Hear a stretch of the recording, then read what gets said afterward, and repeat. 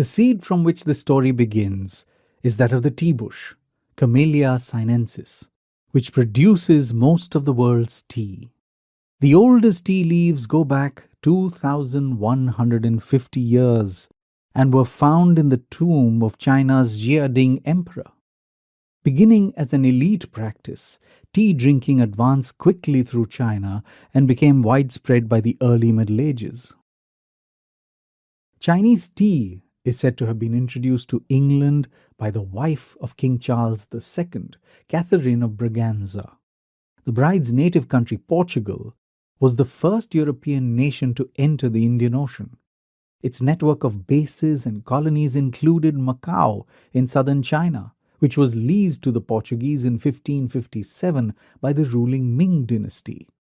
By 1662, when Catherine of Braganza's marriage was celebrated, the Ming were in the last stages of their overthrow by the Qing dynasty, but the status of Macau remained unchanged.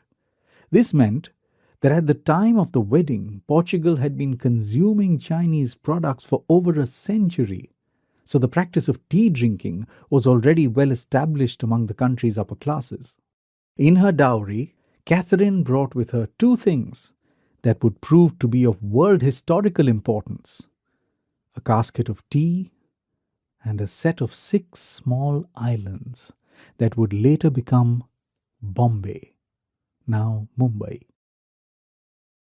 Tea drinking caught on quickly in England, and by the early 18th century, even before Britain established its empire in India, Chinese tea was already an important article of trade for the British economy. In the decades that followed, the value of Chinese tea for the British increased even faster. Throughout the 18th century, even as the British were conquering immense swathes of territory in North America and the Indian subcontinent, Chinese tea remained the British East India Company's prime source of revenue, much of which was used to finance British colonial expansion.